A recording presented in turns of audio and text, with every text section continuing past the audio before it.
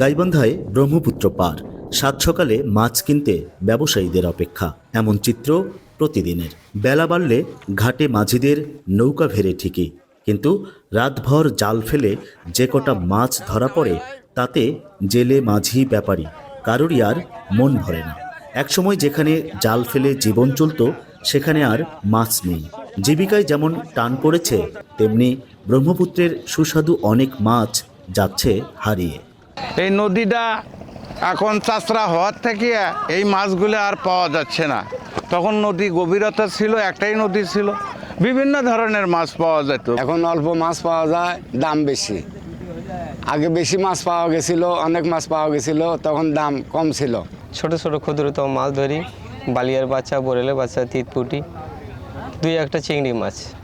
এবার ভরা বর্ষাতেও নাব্য ফেরেনি তেমন। কান পাতলে খরস্রোতা প্রমত্তা ব্রহ্মপুত্র নদের বুকে শোনা যায় না ঢেউয়ের চিরচেনা সেই কলকল ধ্বনি। আর শুষ্ক মৌসুম মানেই ধু ধু বালুচর, পলি জমে জেগে উঠছে অসংখ্য চর দ্বীপচর। ভোগান্তিতে পড়তে হয় নৌপথের হাজারো যাত্রীকে। যাত্রীদের ছাউনির ঠিক মতো বসার বা যাওয়া আসার অসুবিধা। নদী এখানে আছে, বন্যার সময় কিছুক্ষণ সময় দেখা যায়, কিছুদিন 2 মাস 4 মাস পানি থাকার পরে আপনার নদী পিছায়ে যায়। তখন এই চর বালুচর দিয়ে হেঁটে যেতে মানুষের অনেক ভোগান্তি, অনেক সমস্যার সৃষ্টি হয়। এক সময় ঢাকার যাত্রী এই পাশেই যেত, কিন্তু এখন আসে না। রোডঘাট ভালো হওয়ার কারণে এখনও যাত্রী মনে করেন বাহাদুরাবাদ থেকে ফুটেনি বালাসী আসার জন্য আগে যদি যাত্রী আসতো 100, এখন আসে 20টা। ব্রহ্মপুত্র, তিস্তার মতো বড় নদ নদীগুলোর করুণ পরিণতি সবার জানা। আড়ালে আছে ঘাঘট, মানস, আলাই, করতোয়ার মতো ছোট ছোট নদীগুলোর দীর্ঘশ্বাস। আগেই মানচিত্র থেকে মুছে গেছে কিছু নদী, এখন যা আছে সেগুলো অস্তিত্ব সংকটে। পানি উন্নয়ন বোর্ডের নির্বিকার ভূমিকায় ক্ষুব্ধ মানুষ। বাংলাদেশ সরকারের নিজস্ব নদী বাজেট বলে কোনো বাজেট নেই।